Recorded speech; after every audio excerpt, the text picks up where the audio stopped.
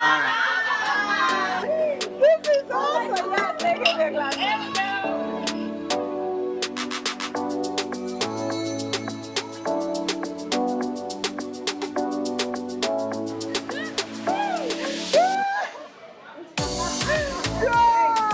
Estamos bien, and we going live. Thank you for your patience, everyone. So let's start with this. I want to first start knowledge about what the work the Breast Cancer Education Association do.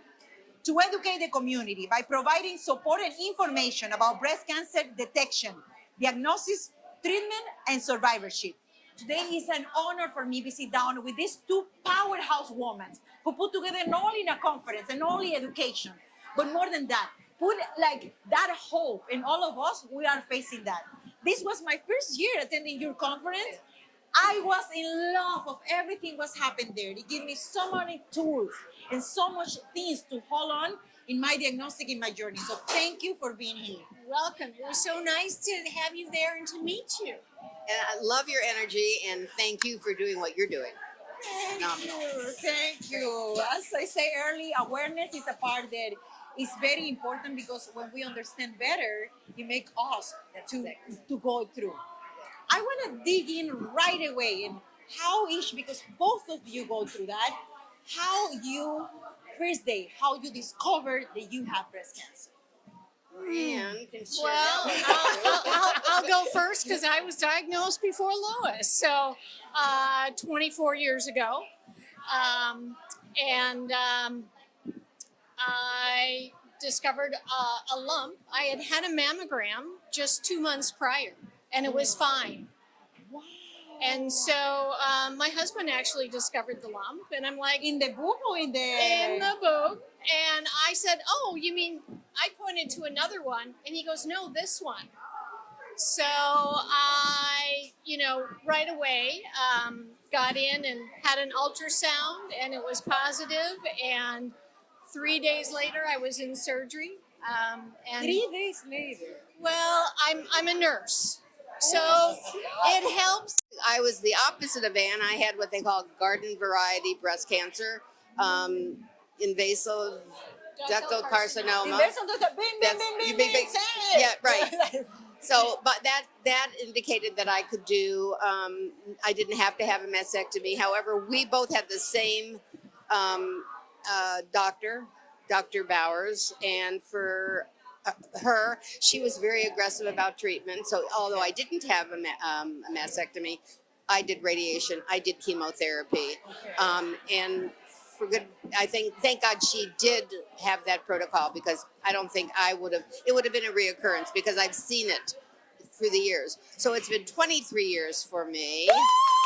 Right. And I was in that hospital that day. My husband, unfortunately, had died in that hospital about 2 years prior to that. And that was at that moment I said to myself, I'm not going to die in this hospital. I'm going to be alive, and I'm going to make a difference. And the rest is history. You are making difference, and you are making difference. Yeah. Before we move on for Yes. Breast Cancer Education Association, this is a huge part Right. of this interview. I want to please, if you can share, in that early days, what was one wild or weird thought that come to your mind in that early days of your diagnostic? When it comes to your mind, of course, and especially 20 years ago, Right. that is something that automatically we connect with it. Right. But is anything else that, like, in my brain was like, was dead? Even 20 years later, it was like, okay, I'm gonna die. How long I have? What it will be? Right. Should I will be tetas? Not with tetas? No tetas? Should I? How I will feel? Lighter. It was any thoughts there when? What was more difficult there navigating in the very early days for you guys? Well, I better just shorten it up real quick. I thought I was going to die because my husband had just died of cancer. However, that thought went right out of my head.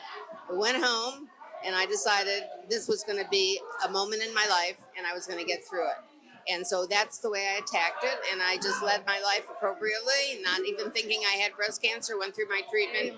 But in the meantime, worked to have this organization founded, and that's what I put, I guess, most of my energy into after that. Amen. So, yeah. What about for you, Ann? Was something there? Well, I was 39 when I was diagnosed, and I'd be lying if I said I wasn't afraid. I mean, having a medical background, I sort of knew what was going on, and I did know what was going on. But yes, there were times, but I knew I was going to be okay. And plus, I had 2 little kids, and so first and foremost, I'm their mom, so I had to keep going. So I put them on the bus, and I'd crawl back into bed for a few hours, and then I'd get up and get them off the bus, So they kept me going. But I agree with Lois. It's like when we met, we knew what we were going to do. After 45 minutes of talking, we'd never met before. And so we just knew that we were gonna create this conference. But I did see her, so that's not true. What really occurred was I was going through my first orientation of chemotherapy at Elina Abbott, and I was sitting in the room, and a friend of mine was there with me, and I started to feel my stomach. I said, "Excuse me, I have to go to the ladies' room." It was just so overwhelming. And as I was coming back from my bathroom visit, she, bald, tan, is walking around with an IV in her arm. Getting treated. And You're getting treated. she's right. Wow. She was up there, and what I didn't know, she was actually giving other women that were going through the same thing as we were inspiration. I walked into that room, and I said to the nurse, "I can do this." I saw Ann. That was the first time I saw her. I went on a cruise with friends to Europe. When I came back for my next round of chemo, she was there again. Again. This is meant to be. It's something Right, about this. right. It's something about this woman. It's something. Who is this woman? I don't know who she is. Yeah. Okay. So, and universe. we never talked. I just Mixing knew. away. But there was a healing coach that we could go to in those days. And I happened to tell her, she asked how I was doing. And I said, emotionally, pretty good. I said, there's this woman I keep seeing when I get my chemotherapy. And she said, I know who she is. I said, really? She said, she's a nurse. I said, great. She said, I can't tell you who she is because of confidentiality. I said, okay, whatever. But just so you know, she's inspiring me. I know I can do this. I went because I continued my life. I'm a golfer. I golfed. I was working out. I was at the Lifetime Club, worked out. Walking out of the club, Anna Harris. I said, I think I tapped her on the shoulder, and I said, and then she says to me, "You have breast cancer, don't you?" And then you can tell the rest of it. Yeah, and then we sat on the steps of the athletic club, and we talked about. Lois had this great friend in Denver who had done something similar, and Lois is like, I want to bring that here. And I said, perfect, because I was treated in the same place I worked at.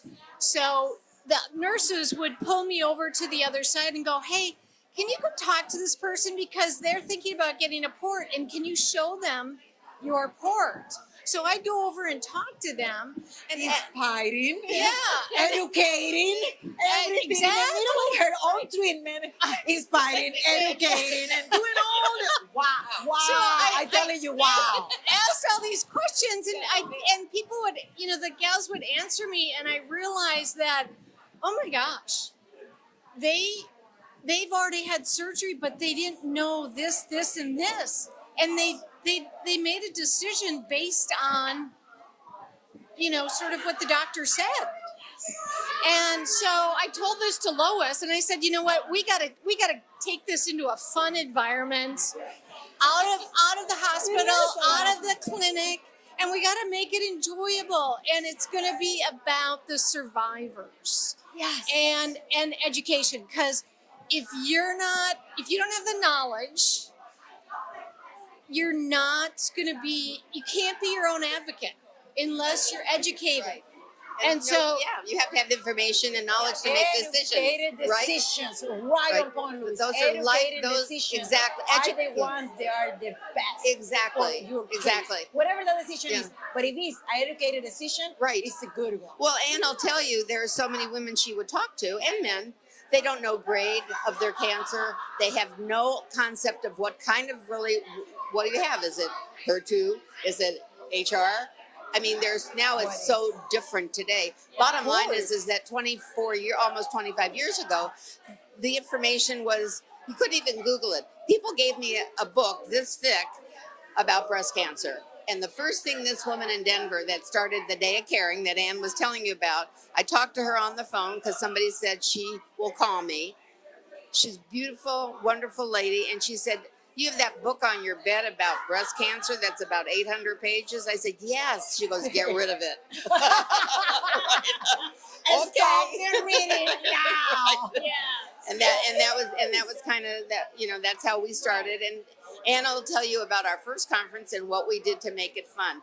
Maybe someday in the future, we might do this again. Yes, it is.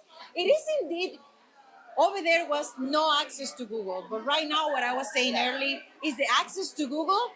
But when you Google, it's so much information that there is even more scary. It's very scary. Places like your conference is a place, for me, was walking in, is a layout of tables, is information easy to digest, is professional. People there doing their own individuals, doing their own thing in the field, doing great things. Very easy to digest for us, the ones that are going through. Tell me everything about Breast Cancer Education Association and that first conference that Luis is talking about. We have evolved over 25 years because we started at 20. The first conference was 23 years ago, but we actually started the nonprofit. It started like almost 25 years ago because it took us a year, to get everything together. That first conference exceeded our expectations. We had 500 people at the conference, and we had, I think, 15 speakers. Wow. At the lunchtime, it was a fashion show, and all the model survivors. Wow. And the most fascinating part about this it wasn't about the clothes. It was about the person, and it was about their diagnosis and how they managed through it. The clothes were a sideline, and we had anybody from Bloomingdale's, Nordstrom's, Ann Taylor, all these people that would sponsor, different years. But the gals looked fabulous, and I should say guys looked fabulous because we tried to always get at least one or two men that, no matter what, 1 in 800. Yeah. 1 in 800 men can get breast cancer. So it was a very festive atmosphere, but yet you got this incredible education because these were renowned speakers, that were coming because we're very fortunate to live in a community that has these facilities like Mayo, the University of Minnesota, Virginia Piper, Methodist. We are extremely lucky. It's not till you get out to different states and different rural areas that you realize how fortunate we are. We are. We went up to a conference in North Dakota to present at a different conference, and all these women that were there said, well, it was in Grand Forks, Grand Forks, and they said, well, there's no plastic surgeon here. We have to go to Bismarck, which is an 8-hour drive. Wow. And so, and that's what it's like outside of Minnesota. We here in Minnesota have we are so fortunate. Such a strong platform we are. And what we creating too, like that conference put together all the resources that we have in order to. Right.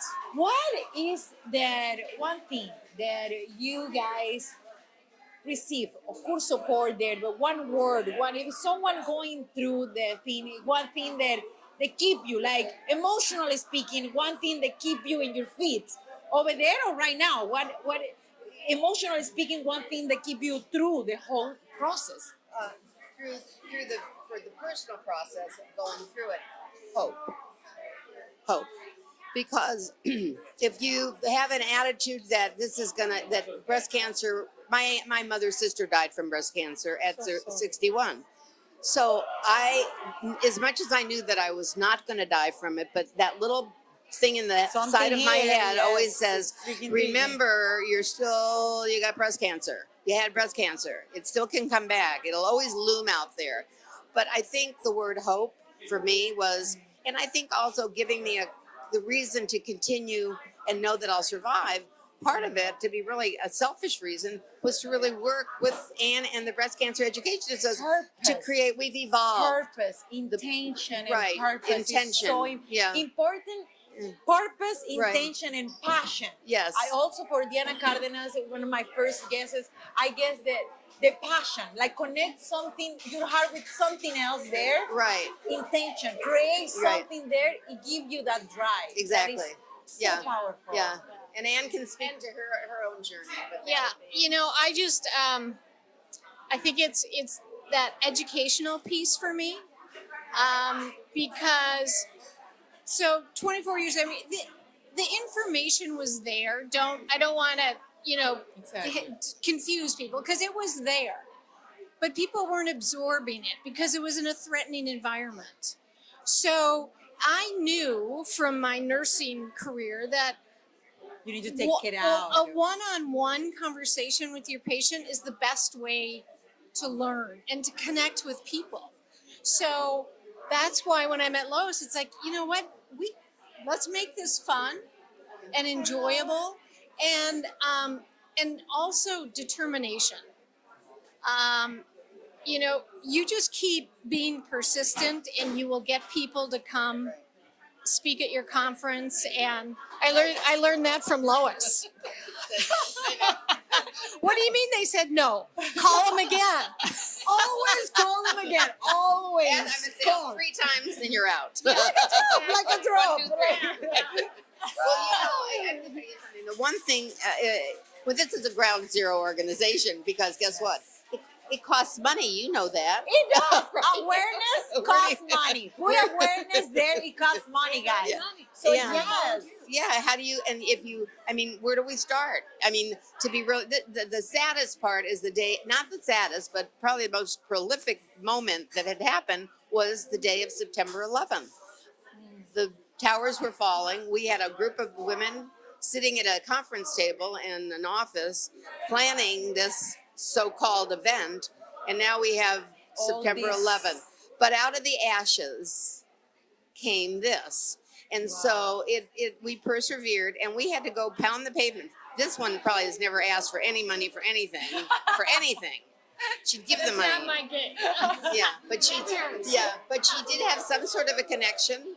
And we went and spoke to the gentleman who owned the company. It's a person that actually they make artificial limbs. Was very interesting. Wow. Somehow his wife or somebody had breast cancer, and he gave us the first amount of money to start our.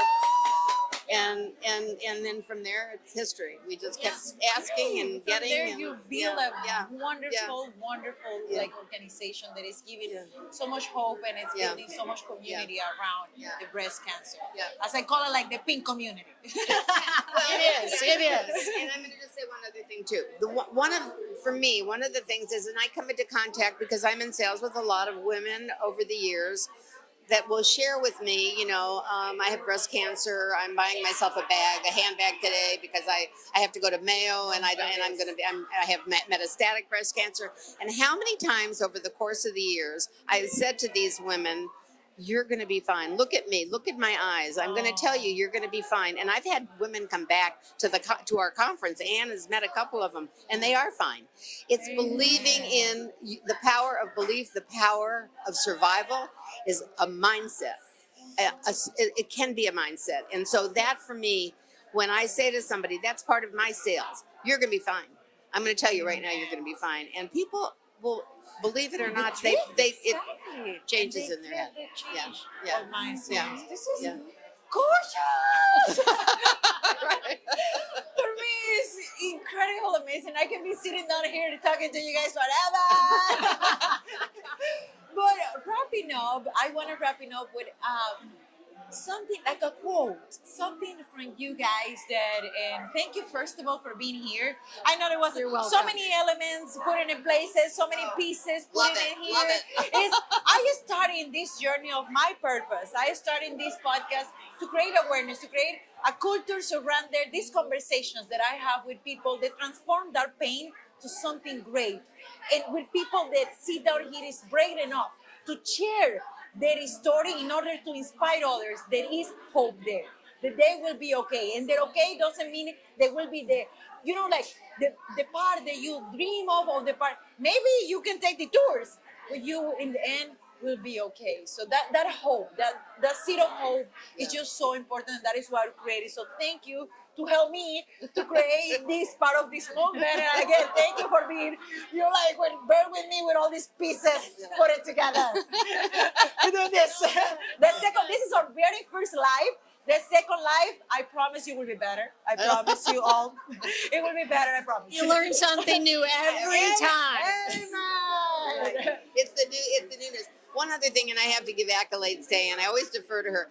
Ann is the reason that we have all of the education we have had for 23 years. Wow. She's the one that has spent hours on the phone talking to doctors, talking to scientists, talking to people that have written books about breast cancer. It has really, this has been her passion. I would never even attempt to have those conversations because I'm not that smart. I can market the hell out of anything. But when it comes to knowledge about breast cancer and the doctors she has handled the educational component of this organization from day one. Wow. Day one. And still continues to do it. And I love her dearly. This support is magical. This support is amazing. How we can support as a pink community, how we can support you, how we can support, of course, everyone, and the link will be there for breast cancer education and Instagram, and it will be like the support. How else more than follow your journey and follow what we can support breast cancer education association and what you doing. Ask Ann, she'll tell you. You can go to our website. We have the conference that we put on is annual. So it's always the first or second Saturday of every October. But over the years, we realized as technology changed, we had to get into webinars and podcasts. And so we put a webinar on 3 to 4 times a year on different topics. There you go. So you can go to our website and pull up those webinars. In fact, there's one November 21st. November 21st. And it's a great way to reach people that for some reason can't come to the conference because they live in another state, or they feel horrible because they just had surgery 3 days ago, And they can't they had chemo. So it's trying to support that educational community and getting people there that need to be there because there's such great information. And the discussions that we had with the whole conference attendees, and it was a comfortable, environment. And I mean, it's a huge change. When I said the first conference was 500, and then over 23 years, it's now we cap it at 150 because we like a smaller, more intimate, conference setting. And it works. But the charm is still there. The whole charm and the whole thing is still there. So it's just it's so good to have this. And I'm so glad that I met you and have these organizations to do this. And we create as a pink community, as you say, like we follow you guys, go to the website, Breast Cancer Education Association. It's important that we go there and learn because again, education is power, as you say. I saw it in one of your flyers or Nelson Mandela flyers. Education is power, and it's important to all get educated in this topic that is such an important topic. For close, can we have a quote? One of your favorite quotes. I know one of the quotes, of course, it is one of the Nelson Mandela. I have it. Yeah. And what is other quotes there that you have? Education is the most powerful weapon. which you can use to change the world. That is one that they use in their information. The information is created in Spanish and English. I have flyers in Spanish and English from Breast Cancer Education Association that is here in the table, and I have it with me every time that I stop by whatever. So thank you for have all this information. What's other quote there that can you inspire? Oh, well, I didn't come fully prepared for this, I have to admit, but I got to put it out there. It is what it is. Okay? It is what it is. You're not going to change the diagnosis, but you can change how you go forward with it by educating yourself. Amen. One last thing before Ann didn't jump in, how you can support us. We do a great Yes. fundraiser every year. Yes. The breast party in town. Tell us about it, please. Yes. So Dr. Miliori has a band, and they play pro bono, and we have a great evening. We've done it downtown. So much fun. Lots of dancing. And we're going to have yeah. somebody Oh, yeah. there volunteering to give one of her beautiful Yes. scarves Yes. for drawing. Yeah. When is this? When is it? Tell me about it. It's going to be in April this year. Or Well, May? we're in the. It has been in November. Okay. But we're in the process of. It's so difficult because people are leaving town, Yes, Thanksgiving. and so we're in the process. Like this year, it was in August. Oh, you put it. Okay. It was in August, and our goal is to get it in early spring. Here we go. So it'll probably be the first part of May. Here we go. You first part know, of May. so before school lets out, people are back from wherever they go in the winter. The weather is nice, so if we have it outside, it's great. So check the website, but we're thinking beginning of May. Okay. I just had to throw that in. Yeah. Yes, No, of I'm Okay. course. glad you And did. I'm Okay. in it. Okay. Good, exactly. Okay. Fundraising is That's why there's important. two of us. Right. Half brain. My quote is not related to breast cancer, but it's just a general quote that my mother's father told her. And it's very profound for today. You best be nice to the people on the way up, because you never know if you're going to meet them on the way down. Amen to that. Guys, there's nothing else I can say after that. That was a mic drop situation over there. So, with that, I say thank you. Thank you to you all to be patient there. Thank you so much for sitting down tonight with me and have this conversation and create this wave of awareness and create this wave of education. Keep doing what you've been doing for 25 years. It's amazing. It's so inspiring for all of us. So thank you so much. I gotta say one other thing, Vanessa. I'll be remiss. We are a volunteer organization, and so our volunteers are awesome, and that's what makes our work. Amen. Yeah. So Amen. thank you to all the volunteers over the years, because they've been tremendous. I know. You know about that. I know about that. I have this event, and right away, one of you, like your team, move on to. You need flyers. You need flyers in Spanish. You need flyers in English. What do you need, Vanessa? It's like a yes. Here it is. I was like, wow. These people are passionate for what they do and the mission that. In that passion, you can tell in all your volunteers. So thank you so much for everyone to Breast Cancer Education Association. We volunteer with them. Thank you so much to Ava Minneapolis, to Gabe, to everyone, to Diana for donate all the art, to everyone that is today helping. To my brother, he's helping me backstage. He's always helping me. It takes a family and a village. Yes, it takes a village. So thank you everyone to support this first Pink Life community event, and I see you in the next one. Ciao, ciao. This was TETAS Podcast. Beautiful. I appreciate you. Oh my goodness. Ray, you're awesome.